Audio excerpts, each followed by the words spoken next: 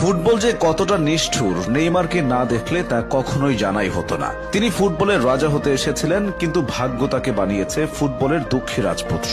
নেইমারকে ছাড়া ব্রাজিল রংহীন, আসলে তাকে ছাড়া ফুটবলটাই রংহীন।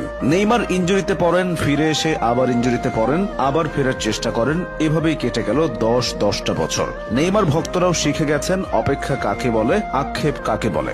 ইনজুরি মুক্ত নেইমার প্রতিপক্ষকে কি করতে পারেন তা সবারই জানা, কিন্তু প্রমাণের সুযোগই তো পান না। 2014 সাল ব্রাজিলের ঘরের মাঠে বিশ্বকাপ, হেক্সা জয়ের স্বপ্নে বিভোর ব্রাজিলের ভক্ত সমর্থকেরা। তাদের স্বপ্নের সারথি নেইমার, সব ঠিকঠাকই যাচ্ছিল। কোয়ার্টার ফাইনালে কলম্বিয়ার মুখোমুখি হয় ব্রাজিল। ম্যাচ জিতে সেমিফাইনাল নিশ্চিত করে সেলেসাওরা। তবে অন্ধকার অনিশ্চয়তায় চলে যায় তাদের যুবরাজ নেইমারের ভবিষ্যৎ।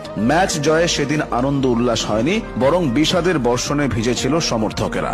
কলম্বিয়ান খেলোয়াড়ের করা এক অপ্রয়োজনীয় ট্যাকেলে শত কোটি সমর্থকদের হৃদয়ে রক্তক্ষরণ ঘটিয়ে স্ট্রেচারে করে মাঠ ছাড়েন নেইমার। মেরুদণ্ডে বড়সড় ক্ষতি হয়। তারপর থেকে বারে বারে ইনজুরিতে পড়েছেন, হারিয়েছেন স্বাভাবিক ছন্দ, জুটেছে অভিনেতা তকমা। রাজপুত্র থেকে রাজা হওয়া হলো না। নেইমার সম্ভবত বিশ্বের একমাত্র ফুটবলার যিনি কিনা টানা 3টা বিশ্বকাপ ইনজুরি নিয়ে খেলেছেন। 2014 বিশ্বকাপের ভয়াবহতা ভুলে 2018 সালের বিশ্বকাপে এসে আবারও দুঃসংবাদ পান নেইমার। এই বিশ্বকাপে তিনি পুরোপুরি ফিট ছিলেন না। তার উপর প্রতিপক্ষ খেলোয়াড়ের ট্যাকেলের পর বারবার মাঠে ড্রাইভ দেওয়া নিয়েও সমালোচনার শিকার হন। এরপর আসে কাতার বিশ্বকাপ, এবারও ইনজুরির হানা। তবুও ক্রোয়েশিয়ার বিপক্ষে নেইমার সেরাটা দিয়েছিলেন। বারবার প্রতিপক্ষের রক্ষণে ত্রাস ছড়িয়েছেন, গোলকিপারকে কাটিয়ে দুর্দান্ত গোলও করেন। তখন কে ভেবেছিল কয়েক মিনিট পরই আরো একটি দুঃখের গল্প রচিত হবে?